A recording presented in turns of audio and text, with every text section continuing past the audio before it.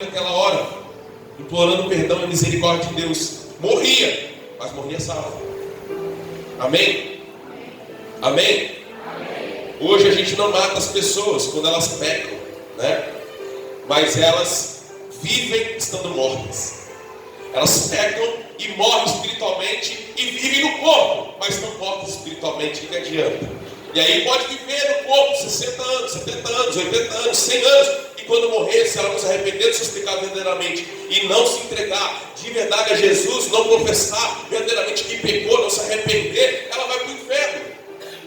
O que adianta viver a vida inteira aí como se estivesse tudo bem e ir para o inferno? Trocar a vida eterna por poucos anos aqui nessa vida. Não vale a pena. Então, lembra disso. A lei ela não era má, a lei era boa. A lei é perfeita, a lei é agradável. Mas como Deus sabia que o homem não conseguia cumprir a lei, ele sempre soube disso. Ele sempre soube disso. E o propósito da lei era o quê? Era nos mostrar isso, nos provar isso, nos mostrar que nós não conseguimos cumprir a lei por nós mesmos, porque nós somos falhos, porque nós não temos capacidade em nós mesmos. Então Deus, Ele exterminou a antiga aliança, começou uma nova aliança. Então, com a antiga aliança, alguém morria por você, era um animal, era um outro bicho. Mas aí Deus, Ele mesmo vem ao mundo, Ele toma o nosso lugar, Ele vive uma vida de santidade, Ele vai à cruz, Ele se oferece como sacrifício perpétuo diante de Deus, que não precisa mais ser feito constantemente. Quando você se apega ao sacrifício de Cristo de verdade, confessa verdadeiramente o seu pecado, se arrepende de todo o coração, você toma posse daquilo que Ele fez por você na cruz, então seu pecado é anulado, você se torna limpo e puro diante dEle. Agora, isso aqui eu estou falando ainda da pregação de semana passada. Agora vamos voltar para agora. Vamos lá. Quando começa o casamento, então? Quando é que começa o casamento?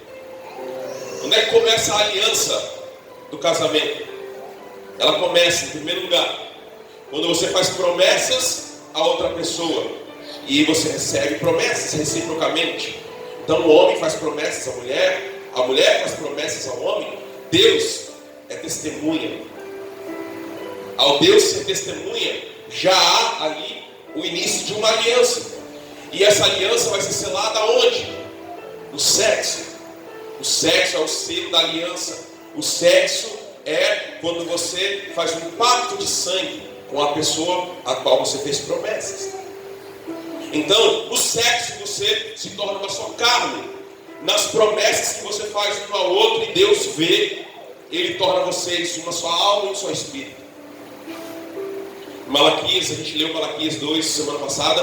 Você vê lá Deus falando ao povo: você não sabe que eu os fiz uma só carne, corpo e espírito? Então a aliança, ela é feita no corpo e ela é feita no espírito. Amém? Amém, gente? O que é a prostituição?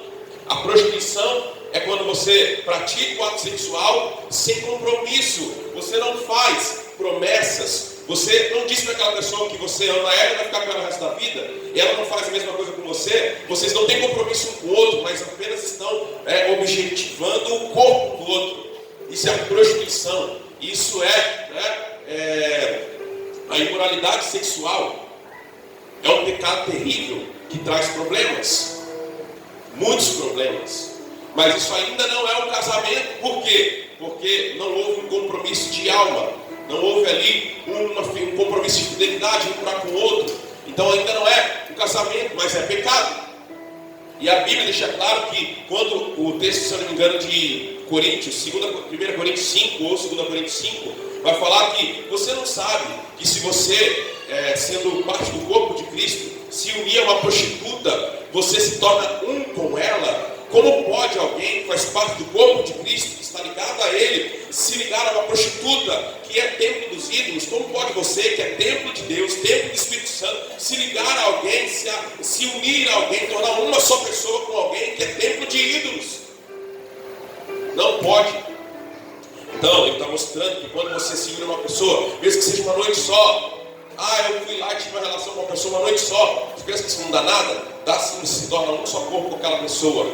Há um laço de alma que é feito ali, há um laço de corpos que é feito ali. Isso é sério, vai trazer consequências na sua vida, tanto física, quanto emocional e quanto espiritual. Se você não se arrepender de verdade disso, se você não confessar diante de Deus, você vai pagar um preço caro por isso. Preço caro por isso. Quando essas duas coisas estão aliadas, foram feitas promessas um para o outro, vocês disseram um para o outro que queriam permanecer juntos, que amavam um ao outro, que queriam ter uma história juntos, e aí vocês vão lá e cometem um ato sexual. O casamento é feito. Não pense que o casamento é quando você vai lá no cartório e assina um papel diante lá do juiz ou diante do pastor, do padre. O casamento ele é feito quando você faz promessas um ao outro, Deus ouve essas promessas, Ele é testemunha dessas promessas, e vocês selam essa aliança que foi feita nas promessas com o pacto de sangue, que é o sexo. E aí, quando essa aliança é feita, ela já não pode mais ser quebrada. Essa aliança é perpétua. Essa aliança é até que um morra. Isso é sério. Por isso que a gente leu para vocês aí Malaquias 2 aqui na semana passada. Eu quero ler de novo para você lembrar. E aí a gente vai para o texto que eu vou pregar hoje. Como nós estamos numa série, a gente está em vários textos. Eu quero que você entenda bem o que a gente está falando, porque esse é um dos assuntos mais sérios que nós estamos conversando com vocês da igreja até hoje, desde que eu comecei a pastorear essa igreja. Isso é muito sério.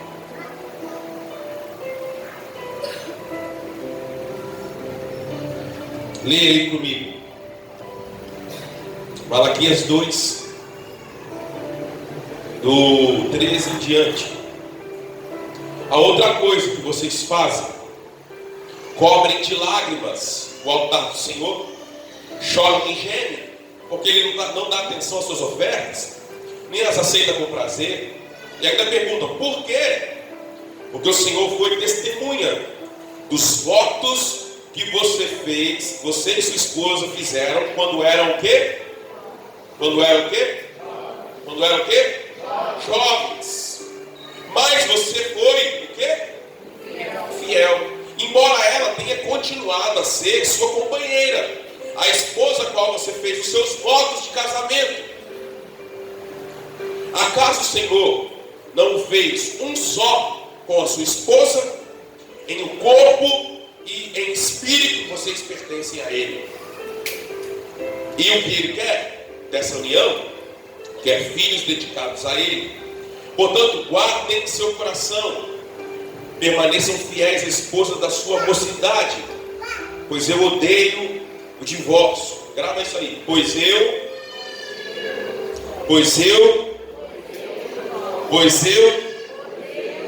diz o Senhor, o Deus de Israel: divorciar-se da sua esposa é cobri-la de crueldade.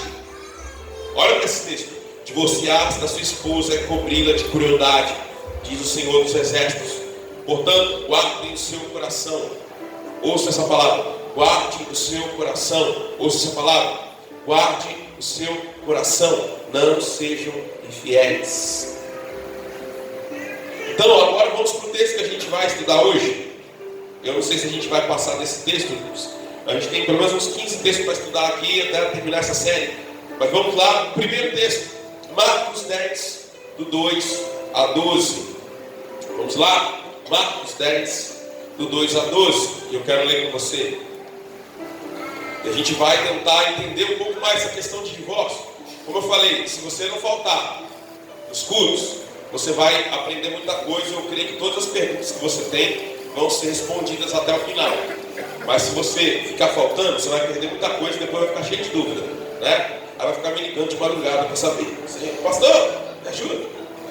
Então vamos lá. Alguns fariseus vieram e tentaram apanhar Jesus numa armadilha com a seguinte pergunta: deve-se permitir que um homem se divorcie da sua mulher? Jesus respondeu: o que Moisés disse na lei a respeito de divórcio? Ele o permitiu. Responderam os fariseus. E disse que um homem poderia dar à esposa um certificado, uma carta de divórcio e mandá-la embora. Jesus, porém, disse: Moisés escreveu esse mandamento porque vocês têm um coração, porque vocês têm um coração, porque vocês têm um coração, mas Deus os fez homem e mulher desde o princípio da criação.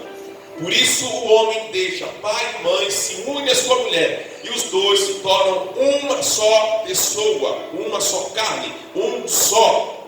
Uma vez que já não são dois, diga comigo, uma vez que já não são dois, uma vez que já não são dois, mais um. Você entendeu isso? Uma vez que não são mais dois, mas são um. Olha só o que está escrito aí: que ninguém separe o que Deus. Você está entendendo?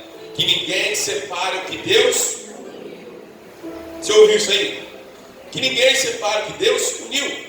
Mais tarde, quando Jesus estava em casa com seus discípulos, eles tocaram no assunto outra vez. Jesus respondeu: quem se divorcia de sua esposa e se casa com outra mulher, comete adultério contra ela. E se a mulher se divorcia do marido e se casa com outro homem, comete adultério com ele. Vamos lá, vamos ler de novo. Jesus respondeu: quem se divorcia de sua esposa, fala comigo aí, quem se divorcia de sua esposa e se casa, vamos lá, e se casa com outra mulher, comete adultério contra ela. Contra ela quem? Contra a esposa dele. E se a mulher se divorcia do marido e se casa com outro homem, comete adultério contra quem? Contra o seu marido. Amém? Eu não posso ter aliança com duas pessoas. Amém? Se você tem aliança com duas pessoas, a Bíblia fala assim: ninguém pode agradar dois senhores, ou agradará a um, desprezará o outro, amará um e odiará o outro. Você não pode ter uma aliança de sangue, você não pode ter uma aliança de casamento com duas pessoas. Quando você tem uma aliança com uma pessoa e você larga aquela pessoa e vai e contrai um ato sexual com outra pessoa que não é a pessoa da sua aliança, você faz um pacto de sangue com aquela pessoa. Agora você está aliançado a duas pessoas diferentes. Deus não reconhece isso. Deus reconhece a primeira aliança que você fez e não reconhece a segunda. Você viu em Malaquias 2, ele falou: você foi infiel a quem? A mulher da sua mocidade, aquela que você fez os votos quando você era jovem. Ou seja, a quem Deus vê que você está aliançado? Aquela primeira pessoa lá. Deus não reconhece as outras alianças. Então essas alianças se tornam alianças ilegais. Por isso é um adultério. O adultério é uma aliança ilegal.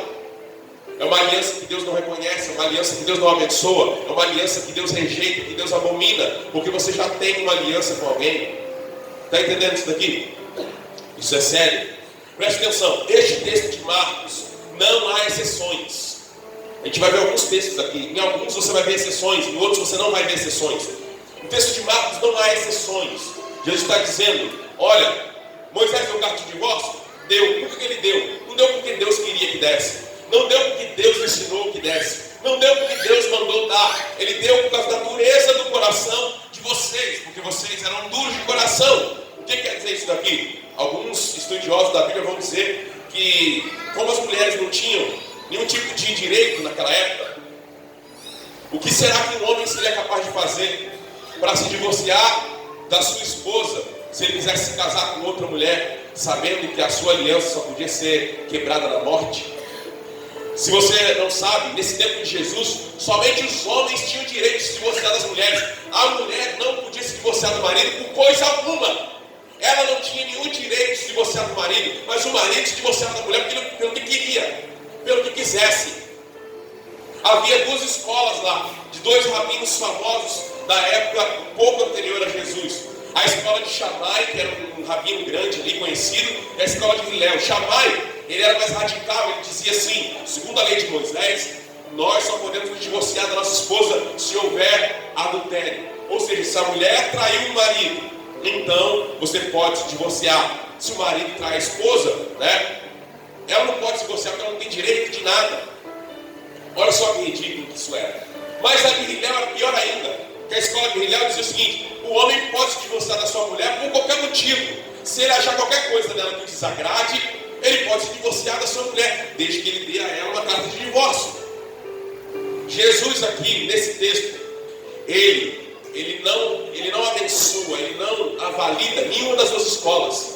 Os fariseus vêm dizendo assim, ó, tipo assim: Senhor Jesus, né, o Senhor é um rabino, o Senhor é um homem, um mestre, você é uma pessoa ilustre, você é uma pessoa cheia do poder de Deus, você fala com autoridade, mostra pra gente aí quem está certo.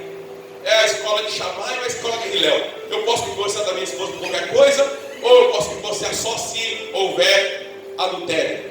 Aí Jesus está dizendo aqui, olha, Moisés só deu carta de divórcio por causa da dureza do coração de vocês. Como é que foi lá no princípio? Deus separou Adão e Eva, uniu os dois, não houve divórcio. Deixará o homem pai e mãe, unir-se à sua mulher, serão uma só carne. Aquilo que Deus uniu, não separe o homem.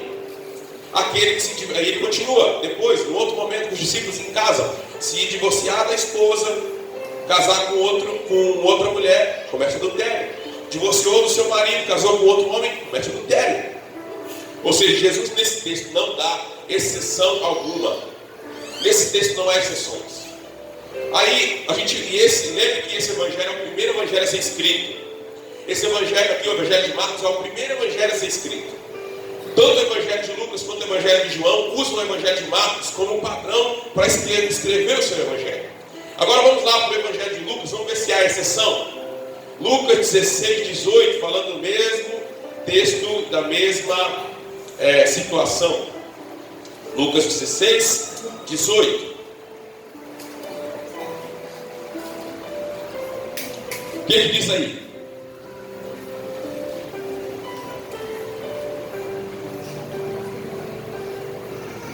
Vou ler 16 em diante. Até a chegada de João, a lei de Moisés e a mensagem dos profetas eram seus guias.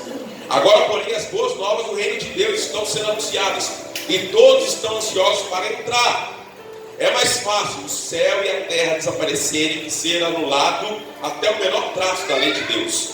Assim, o homem que se divorcia da sua esposa e se casa com outra mulher comete adultério. E o homem que se casa com uma mulher divorciada também comete adultério. Existe exceção aqui nesse texto? Não existe exceção. O texto é muito claro. Não há exceções. Tanto no texto de Marcos quanto no texto de Lucas. Não há exceções. Deus está dizendo: divorciou da sua esposa, né, casou-se com outra, você está cometendo adultério. Deus não reconhece essa aliança. Aí o pessoal fala: mas e o texto de Mateus? No texto de Mateus há uma exceção. Jesus coloca uma exceção. Então vamos estudar o texto de Mateus. Mateus 19, vamos comigo lá para Mateus 19, vamos ver o que Jesus fala sobre o divórcio em Mateus 19. Amém? Segundo aí, você já viu, a escola de Shammai é uma escola mais rígida. Dizia: olha, o divórcio só pode acontecer quando há adultério de uma das partes. Senão, o divórcio não pode acontecer por nenhum outro motivo. A escola de Hillel dizia que podia ser por qualquer coisa. Se o marido, né, a mulher queimou o feijão e ele ficou bravo com ela, ele podia divorciar-se dela. E isso estava escrito em alguns livros deles, inclusive. Então vamos lá. Mateus 19, e a gente vai ver o que está escrito aqui. Vou ler 2 em diante. Grandes multidões o seguiram, e ele curou os enfermos. Alguns fariseus apareceram e tentaram apanhar Jesus numa armadilha. Olha só, desde o tempo de Jesus esse tema já era polêmico. Desde o tempo de Jesus esse assunto já era problemático. Preste atenção, os fariseus, ou seja, pessoas estudiosas da palavra, pessoas estudiosas da lei, estavam querendo o que aqui? Pegar Jesus numa armadilha, ou seja, estavam querendo colocar Jesus em saia justa, porque esse assunto sempre foi polêmico, sempre foi difícil de tratar. Amém, irmãos? Preste atenção. Não deixe Satanás fazer você dormir no culto, não. Olha lá. Deve-se permitir que um homem se divorcie de sua mulher por qualquer motivo? Ele estava fazendo a pergunta aqui do quê? A escola de Hillel diz que um homem pode se divorciar da sua mulher por qualquer motivo. O que o senhor acha disso? O senhor concorda ou discorda? Aí Jesus fala para eles: vocês não leram as Escrituras? Respondeu Jesus: elas registram que, desde o princípio, o Criador os fez homem e mulher, e disse: por isso o homem deixa pai e mãe, se une à sua mulher, e os dois se tornam uma só pessoa, uma só carne. Uma vez que já não são dois, grava isso. Quando você se casa com uma pessoa, você faz uma aliança com uma pessoa, Deus reconhece essa aliança. Deus não olha mais para vocês como duas pessoas. Deus os vê como uma só pessoa. Deus não os vê mais como dois indivíduos. Deus os vê agora como um indivíduo só. Você entende isso? Presta atenção. Então vamos lá. Mas um só, que ninguém separe o que Deus uniu. Fala pro seu irmão do lado, dá um cutucão nele, eu estou vendo muita gente dormindo aí. Dá um cutucão nele e fala assim: olha, não deixa o inimigo fazer você dormir, não. Essa palavra é muito séria. O inimigo vai fazer de tudo que você não ouviu que eu vou falar aqui com você hoje. O inimigo vai fazer de tudo para você não ouvir o que eu estou falando para você aqui hoje. É sério isso. Se você está dormindo, está ficando com sono, expulsa o inimigo aí que está fazendo você dormir nessa hora. É sério o que eu estou falando. Não estou brincando aqui agora. Estou falando sério. O inimigo vai fazer de tudo para você não ouvir o que eu estou falando para você aqui agora. Amém? Então preste atenção. Olha só.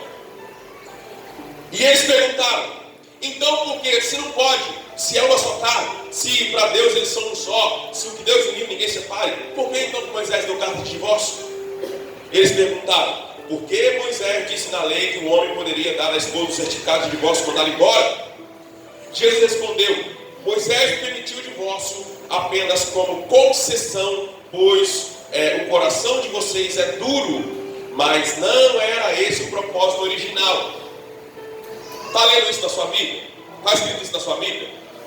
Ele está dizendo: esse não era o propósito de Deus. Está escrito isso na sua Bíblia?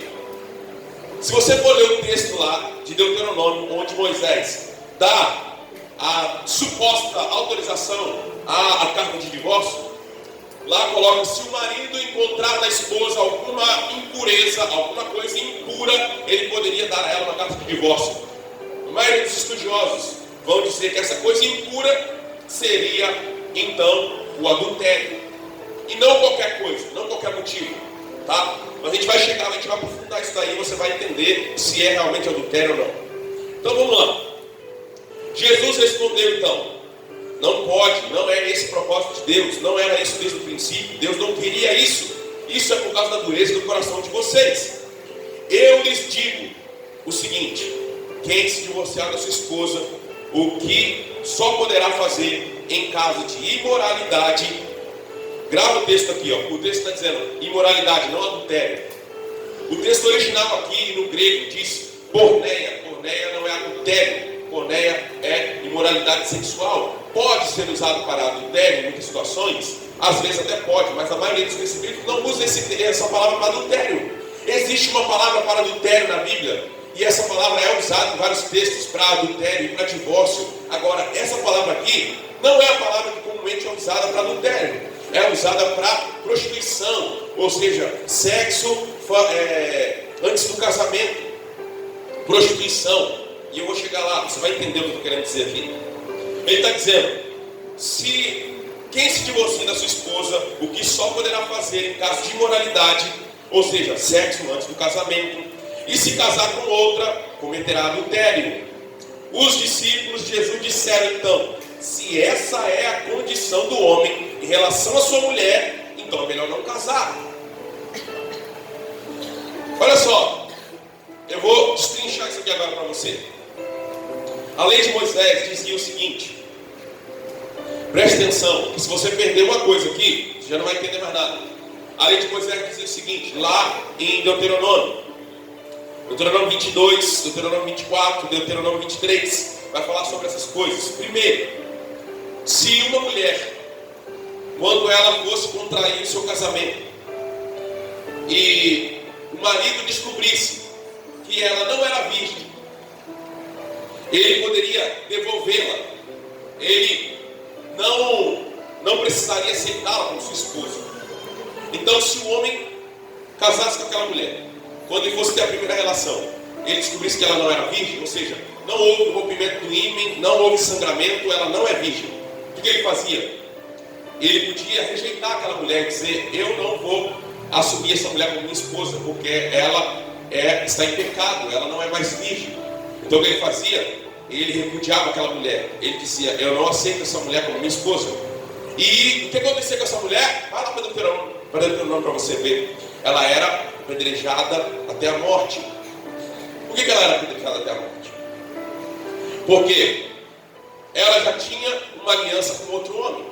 Se ela tinha uma aliança com outro homem, ela não podia contrair uma nova aliança. Então ele não podia ser punido por aquilo. Se aquela mulher não fosse morta, ele estaria obrigado àquela mulher até o final da sua vida.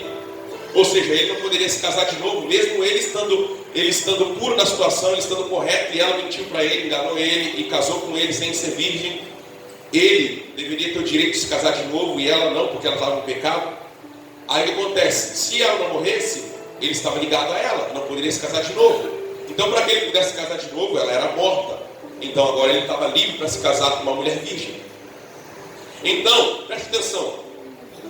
Quando havia o adultério, quando um homem casado tinha uma relação com outra mulher que era também casada, ou uma mulher casada tinha relação com outro homem que era casado, ambos eram apedrejados.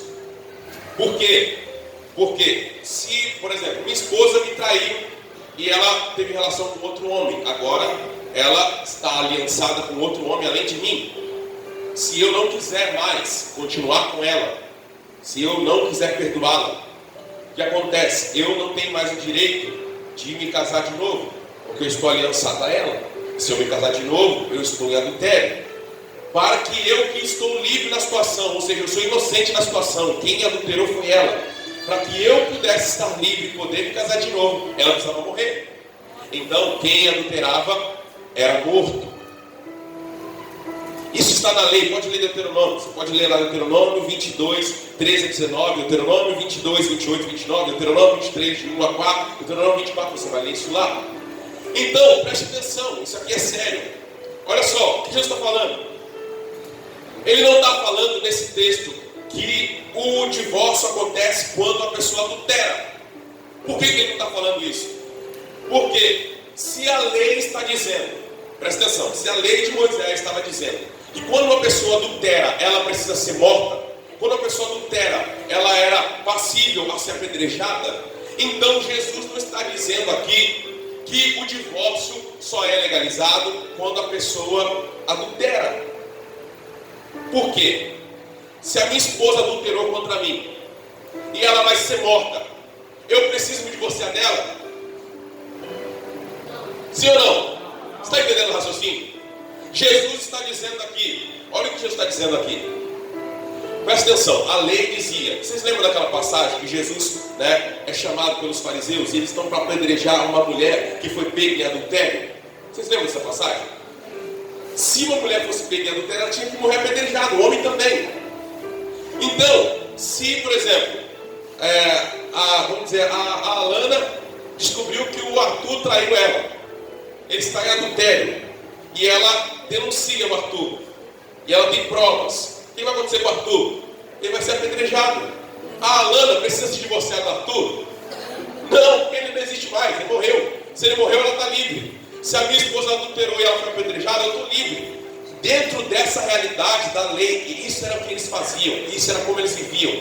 Se todos eles viviam debaixo dessa lei, praticavam isso, por que Jesus estaria dizendo para eles que quando alguém adultera, então ele pode se divorciar? É ilógico, é completamente fora de lógica. Então, o que Jesus está dizendo aqui nesse texto, que o divórcio só é permitido por causa da imoralidade sexual, ele está dizendo que quando um homem descobrir que a sua noiva não era virgem, ou antes do casamento, então ele pode se divorciar dela, ou após o casamento, então ele pode se divorciar dela. É isso que Jesus está dizendo aqui. Isso aqui é a mesma coisa que aconteceu com José e Maria. Lembra que quando José descobre que Maria estava grávida, o que ele pensou? O que ele quis fazer?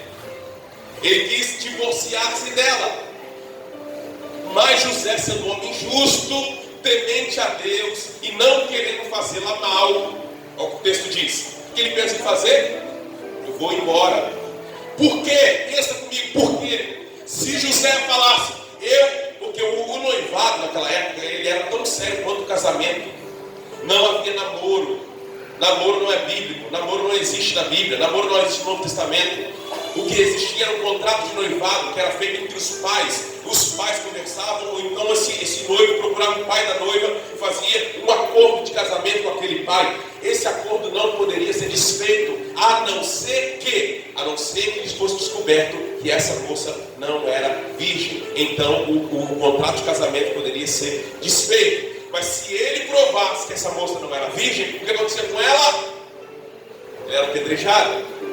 José amava Maria. José era um homem temente a Deus. José era um homem justo, não queria fazê-la mal. Se ele dissesse para todo mundo, eu não vou mais me casar com Maria, ela está grávida, o filho não é meu, o que ia acontecer com Maria? Ela ia ser apedrejada. Então José pensa assim, eu estou disposto a abandonar tudo, eu estou disposto a fugir para um lugar onde ninguém me conhece, eu estou disposto a começar uma vida nova em outro lugar, só para não deixar que Maria seja morta. Então a culpa vai cair sobre mim. Eu que era o noivo dela, eu tive relação com ela, ela está grávida de mim, e eu abandonei e fugi. Então ela vai ficar livre, ela não vai ser morta, a culpa vai ficar sobre mim. Eu vou para um outro lugar e ninguém vai me conhecer lá, eu começo uma nova vida lá, e eu deixo ela em paz.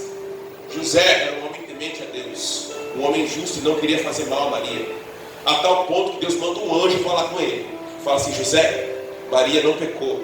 José, o que está nela vem de mim. José, pode aceitá-la como sua esposa, pode tomá-la como sua esposa, porque o que está nela é do Espírito Santo. Por isso que Jesus está dizendo para eles aqui, só há uma possibilidade de divórcio. Qual é? Se você descobrir que a sua noiva, o seu noivo, antes do casamento, ele não é virgem, ou seja, ele já tem uma aliança com outra pessoa, então você pode se divorciar dele. Você pode não casar com ele. É isso que Jesus está dizendo nesse texto. Você vai ver, a gente vai aprofundar isso daqui no próximo culto. Tem outros textos aqui no Novo Testamento que vão mostrar para você como que eu estou dizendo aqui é o que a Bíblia está dizendo. Tem muitos teólogos que pensam diferente? Tem um monte de gente aí que pensa diferente? Tem um monte de gente ensinando diferente aí? Tem. Agora, cabe a você estudar a palavra de Deus, perguntar ao Espírito Santo o que Ele quer de você e decidir o que você vai fazer da sua vida. Eu não sou responsável pelas suas decisões. Você é responsável diante de Deus pelas suas decisões. Mas o que eu estou mostrando para você é o seguinte: o que Jesus está ensinando aqui é o que? O casamento não pode ser desfeito, a não ser que ao você se casar, ou antes de você se casar, você descubra que essa pessoa já tem uma aliança com outra pessoa. Então você está desobrigado de contrair essa aliança, de permanecer nessa aliança. Mas se você foi lá, cometeu o ato sexual com essa pessoa, você foi lá, casou, foi para a noite de núpcias e agora teve a relação sexual com essa pessoa, agora você está aliançado a ela. Agora só tem duas coisas: ou você continua com ela, ou ela tem que morrer, senão você está aliançado a ela até o final. É isso que o texto está dizendo. Por isso que eles ficam espantados. Os discípulos falam assim, os discípulos de Jesus disseram: se essa é a condição do homem em relação à sua mulher, então é melhor não casar. Você está entendendo isso daqui? Por que os discípulos ficam espantados, irmãos? Por que eles ficam aqui atordoados? Por que eles ficam preocupados? Porque eles veem que a coisa é mais séria do que eles pensavam. Eles veem que a coisa é mais séria do que eles imaginavam. Eles veem que a coisa é mais séria do que eles estavam praticando. Eles falam, se a condição é essa, ou seja, se eu casar eu não posso largar dela nunca mais, eu estou ligado a ela agora até a morte, então é melhor não casar, eu não quero casar não. Aí Jesus fala para eles aqui: nem todos têm como aceitar esse ensino, disse Jesus, só aqueles que recebem a ajuda de Deus. Está escrito isso na sua Bíblia? Volta aí o texto atrás, está escrito isso? Nem todos têm como aceitar esse ensino, disse Jesus, só aqueles que recebem a ajuda de Deus. Você vai conseguir ser fiel à sua aliança sem a ajuda de Deus? Não há como você ser fiel à sua aliança até a morte sem a ajuda de Deus. Isso aqui não é para qualquer um, isso aqui é para aqueles que recebem a ajuda de Deus. O ministério do casamento não é um ministério para todo mundo, é um ministério para aqueles que foram chamados para esse ministério. Se você não for chamado para se casar, fica sozinho, filho. Se você não for chamado para se casar, fique sozinho, filha. Fique sozinha. É melhor. É melhor. Olha o que ele vai dizer. Presta atenção. Alguns nascem eunucos. Alguns foram feitos eunucos por outros. E alguns a si mesmos se fizeram eunucos por causa do reino dos céus. Quem puder então, que aceite isso. Vou ler de novo. Alguns nascem eunucos. Diga comigo. Alguns nascem eunucos. Alguns foram feitos eunucos por outros. E alguns a si mesmos se fazem eunucos por causa do reino dos céus. Quem puder, que aceite isso. Essa é a parte do texto que muitas vezes ninguém observa. Jesus está dizendo aqui, o que é um eunuco? Um eunuco era uma pessoa que não podia casar. Um eunuco era uma pessoa que ele foi castrado. Ou ele foi castrado, não tem desejo sexual. Então ele não vai poder se casar. Havia muitos eunucos naquela época. Os reis, as pessoas poderosas, que tinham várias mulheres, várias esposas, elas pegavam uma pessoa lá, um homem ou dois ou três, para cuidar das esposas deles. Eles castravam aqueles homens para que eles não tivessem desejo sexual, arrancavam os testículos daqueles homens. E eles ficavam cuidando daquelas mulheres, dos haréns. Então, os eunucos eram uma realidade daquele tempo. Pessoas que não podiam se casar. Jesus está dizendo, existem eunucos que foram feitos eunucos por outras pessoas. Ou seja, alguém foi lá, castrou ele. E ele não vai poder se casar, ele não vai poder ter filho, não vai poder ter uma família. Porque ele foi castrado por alguém. Existem eunucos que decidem ser assim por causa do reino de Deus. Ou seja, decide ficar só por causa do reino de Deus. Para não envergonhar o Senhor, para não cometer pecados, para não praticar algo imoral. E existem aqueles que são eunucos de nascença. Olha o que está escrito no texto. Alguns nascem eunucos. Existem pessoas que não nasceram para se casar. Existem pessoas que não nasceram para esse ministério, nasceram para ser sós. O texto está dizendo, alguns nascem eunucos. Tem muita gente aí que nasceu para ficar sozinho, mas ele quer casar. Aí depois ele não para em casamento nenhum. Ele não sabe por quê. Porque ele não recebeu chamado para isso. Não recebeu chamado para isso. Tem pessoa que se acha homossexual, mas ele não é homossexual, ele é eunuco. Ele é eunuco. Ele não nasceu para aquilo. Ele não nasceu para aquilo. Aí a sociedade agora está botando na cabeça dele. Não, se você não gosta, se você é homem e não gosta de mulher, é porque você é gay. Não, você não é gay, você é eunuco. Se você é mulher e não gosta de homem, você é lésbica. Não, você não é lésbica, você é eunuca. Ou seja, você não nasceu para isso. Você nasceu para ficar só. Fique só e glorifique a Deus na sua solidão. Fique só, glorifique a Deus sendo uma pessoa sozinha. Está aqui na Bíblia. Você precisa entender a palavra de Deus. Você precisa ler o que está escrito. Se você não consegue se dar bem com ninguém, você não consegue se resolver na vida, fique sozinho, fique sozinha. Glorifique a Deus na sua vida. Jesus viveu a vida só. Paulo viveu a vida só. E outros homens de Deus na Bíblia viveram sós. E glorificaram a Deus na sua solitude. Foram fiéis a Deus, não pecaram. Tem homens ainda hoje que decidem ser eunucos, ser celibatários, por amor à obra de Deus. Há muitos padres que são celibatários e eles vivem a vida inteira assim. Ah, mas há padres que são pedófilos. Ah, mas há padres que cometem prostituição, cometem adultério. Deve haver, assim como há pastores também que fazem mesmo. Mas há muitos padres que são fiéis e ao voto que eles fizeram e são celibatários até o final da vida. E eu acredito piamente que são a maioria. Não é a minoria, não é a maioria. Se eles podem, por que você não pode?